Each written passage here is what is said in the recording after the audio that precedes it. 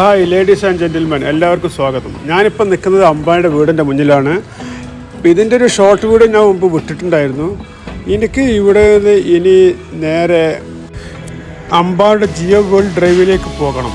ഒരു ടാക്സി കൈ കാണിച്ച് അതിൽ കയറി ഒരു കൊച്ചു സാൻഡ്രോ കാർ 250 രൂപ ചാർജ് പറഞ്ഞ് നേരെ ബാന്ദ്ര വോളി സീലിംഗ് അഥവാ ബാന്ദ്ര ബ്രിഡ്ജ് വഴി അംബാനിയുടെ ജിയോ മാളിലേക്ക്.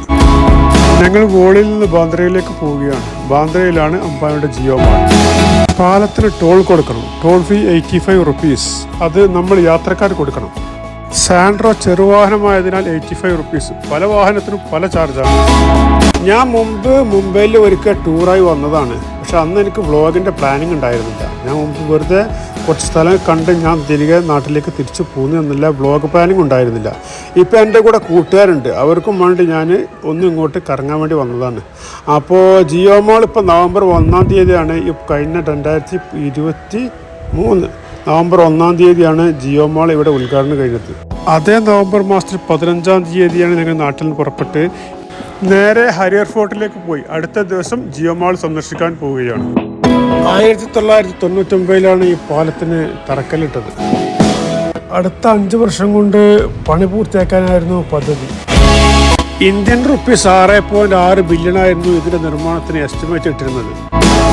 പക്ഷേ നിർമ്മാണം പൂർത്തിയായപ്പോൾ ഇന്ത്യൻ റുപ്പീസ് 16 ബില്യണാണ് ഇതിൻ്റെ നിർമ്മാണത്തിന് മൊത്തം ചെലവായത്. ഈ സീലിംഗ് 8 ലൈൻ പാതയാണ്. ഈ പോകുന്നത് ഒരു 4 ലൈൻ പാത. നേരെ അപ്പുറത്ത് കാണുന്നത് അടുത്ത 4 ലൈൻ. 5.6 കിലോമീറ്ററാണ് ഈ പാലത്തിന്റെ മൊത്തം നീളം.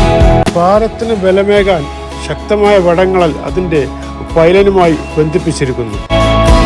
ഈ പാലം വരുന്നതിന് മുമ്പ് വോളിയിൽ നിന്ന് ബാന്ദ്രയിലേക്ക് എത്താൻ മുമ്പ് 60 മിനിറ്റ് മുതൽ 90 മിനിറ്റ് വരെ സമയം വേണ്ടിയിരുന്നു. എന്നാൽ അത് ഇപ്പോൾ വെറും 10 മിനിറ്റായി ചുരുങ്ങിയിരിക്കുന്നു. അപ്പോൾ എത്രത്തോളം ഈ പാലത്തിൻ്റെ ആവശ്യകത ഉണ്ട് എന്ന് നമുക്ക് ഇപ്പോൾ വ്യക്തമായി മനസ്സിലാവും. പാലത്തിന് ബലമേകാൻ നിരവധി കേബിളുകൾ. എത്ര മനോഹരമാണ്! വോളിയുടെ ഭാഗത്ത് തന്നെ 160 കേബിളുണ്ട്. അതിന് 250 മീറ്ററോളം കേബിൾ അതിന് ഉപയോഗിച്ചിട്ടുണ്ട്. ആഹാ, എന്തൊരു രസം, എന്തൊരു ഉല്ലാസയാത്ര! വല്ലാത്തൊരു അനുഭൂതിയാണ്. ഇത് യൂറോപ്പല്ല, ഇന്ത്യയാണ്. വാവ്! പൈലൻ കേബിളുമായി ബന്ധിപ്പിച്ചിരിക്കുന്ന എഞ്ചിനീയറിംഗ് വിസ്മയം. വടം കെട്ടിയിരിക്കുന്ന ഈ പൈലന്റെ ഉയരം 128 മീറ്ററാണ്.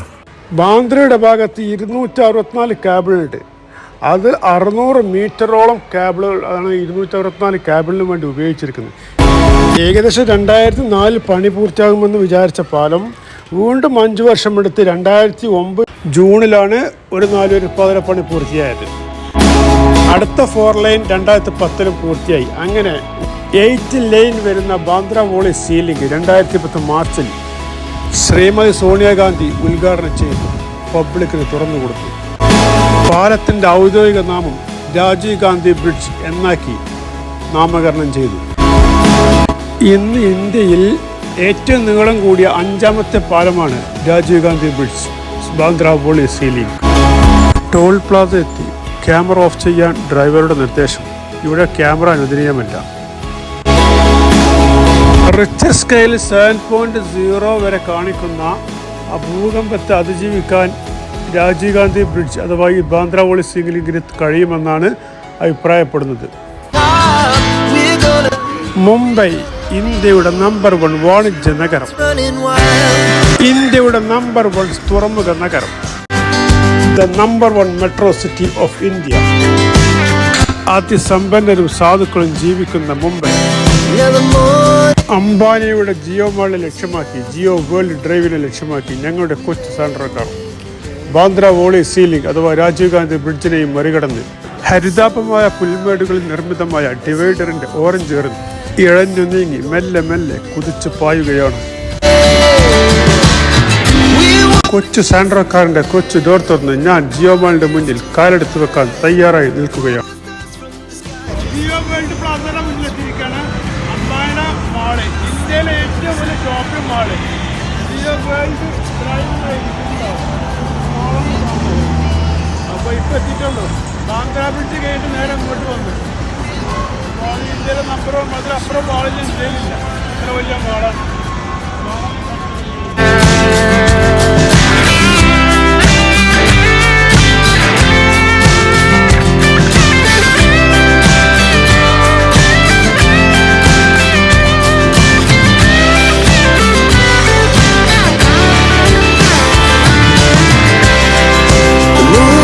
ഞാൻ നിൽക്കുന്നതിൻ്റെ നേരെ പിറകുവശത്തെ ചെക്കിംഗ് പോയിൻ്റാണ്. കർശനമായ ചെക്കിംഗ് കഴിഞ്ഞാൽ അകത്ത് പ്രവേശിക്കാൻ അനുവദിക്കുക. എയർപോർട്ട് ലെവലിലുള്ള ചെക്കിംഗ് ആണ് ഇതിനുള്ളത്. എനിക്ക് പിറകിലായി മറ്റുള്ളവരും അകത്തേക്ക് വന്നുകൊണ്ടിരിക്കുന്നുണ്ടായിരുന്നു. ഒരു വ്യത്യസ്തമായ അലങ്കാര നിർമ്മിതിയാണ് ഇതിൻ്റെ പുറത്ത് ഡിസൈൻ ചെയ്ത് വെച്ചിരിക്കുന്നത്.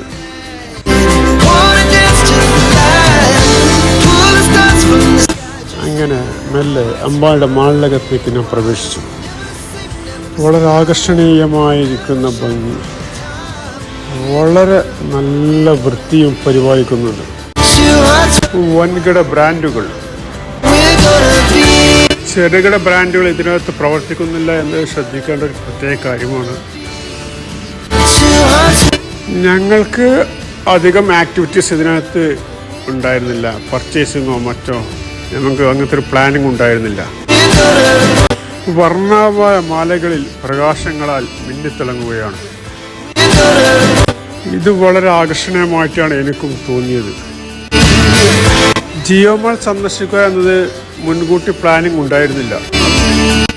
എല്ലാം ഒന്നിനൊന്ന് മുകളിലായി അലങ്കരിച്ചു വെച്ചിരിക്കുന്നു. വളരെ വ്യത്യസ്തമായ നിർമ്മിതിയാണ്, നല്ല ഭംഗിയാണ് കണ്ടിരിക്കാൻ. ഞാനങ്ങനെ മെല്ലെ നടന്നങ്ങനെ കറങ്ങി കണ്ടുകൊണ്ടിരുന്നു. മുംബൈയിലേക്ക് വരുന്ന നമ്മൾ വെറുതെ ഒന്ന് ജിയോ മാൾ സന്ദർശിക്കുക എന്നത് ഒരു ടൈം പാസ്സായി കണക്കെടുക്കാം. നമുക്ക് പർച്ചേസിങ്ങിനും താല്പര്യമില്ല എങ്കിലും വെറുതെ ഒന്ന് കണ്ട് കറങ്ങിപ്പോകാൻ പറ്റുന്ന ഒരിടമാണ് ജിയോ മാൾ.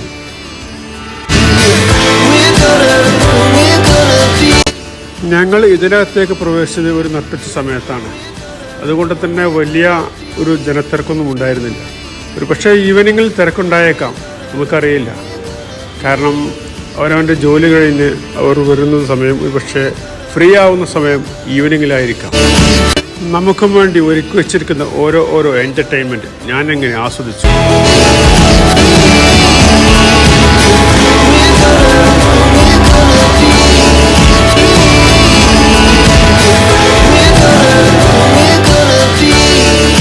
എൻ്റെ ഓരോ വികൃതികൾ എന്നെക്കൊണ്ട് ഇതൊക്കെയല്ലേ സാധിക്കും. ഈ നിൽക്കുന്നത് ഇതിൻ്റെ ഏറ്റവും ടോപ്പ് ഫ്ലോറിലാണ്. ടോപ്പ് ഫ്ലോറിൽ നിന്ന് താഴേക്ക് നോക്കുമ്പോൾ നല്ല ഭംഗിയാണ്. ഈ കാണുന്ന മാലകൾ പോലെ തൂക്കിയിട്ടിരിക്കുന്ന ലൈറ്റുകൾ മിന്നി പ്രകാശിക്കുന്നു.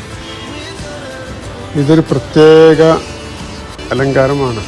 ഇത് മിക്ക മാളുകളിലും നമ്മളിത് കണ്ടിട്ടില്ല. ഞാൻ കണ്ടത് ഇവിടെ മാത്രമാണ്. 66ഓളം വല്ല വൻകിട ബ്രാൻഡുകളാണ് ഇതിനകത്ത് പ്രവർത്തിക്കുന്നത്.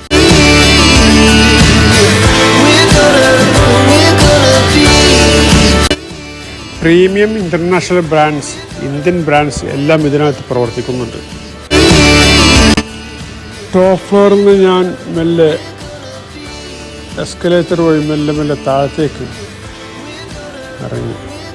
ഏറ്റവും ടോപ്പ് ഫ്ലോറിൽ നിന്നാണ് ഈ ഇറങ്ങി വരുന്നത്. കുറച്ച് പേർ മുകളിലേക്ക് പോയിക്കൊണ്ടിരിക്കുന്നു. പിറകിൽ മറ്റുള്ളവർ താഴത്തെ ഇറങ്ങുന്നു. ഇങ്ങനെ പല കാഴ്ചകൾ. ഞാൻ മെല്ലെ മറ്റൊരു ആംഗിളിലേക്ക് നടന്നു. ഇതിവിടെ എല്ലാവർക്കും ഒരു എൻജോയ്മെൻ്റാണ്.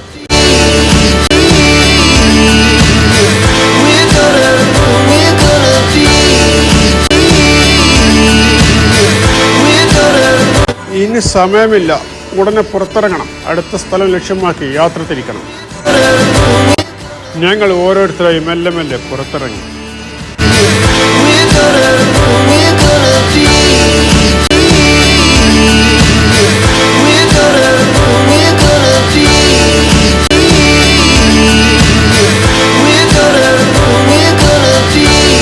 എല്ലാവരും പുറത്തിറങ്ങവേ ഞാൻ അവസാനമായി ഒന്നും കൂടി കുസൃതി കളിക്കാതിരുന്നു.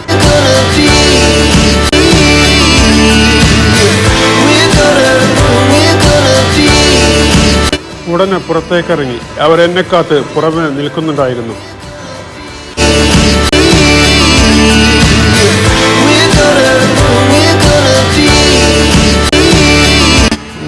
നടന്ന് ഞാൻ മെല്ലെ എൻ്റെ ബാഗൊന്ന് അവിടെ വെച്ച് ഫൗണ്ടൻ്റെ സമീപത്ത് ഞാൻ മെല്ലെ ഒന്ന് മയക്കത്തിലായി.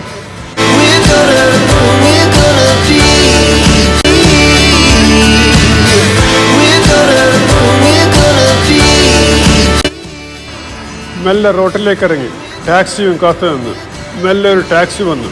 അതിൽ കയറി മെല്ലെ അടുത്ത സ്ഥലം ലക്ഷ്യമാക്കി പോകാൻ തീരുമാനിച്ചു. ഈ ചാനൽ കാണുന്ന നിങ്ങൾ എല്ലാവരും ചാനൽ സബ്സ്ക്രൈബ് ചെയ്യുക, ലൈക്ക് ചെയ്യുക, ഷെയർ ചെയ്യുക, ബെൽ ബട്ടൺ അമർത്തുക. ഞാൻ നിങ്ങളിലേക്ക് വരും മറ്റൊരു വീഡിയോയുമായി. Good bye, bye bye, good bye.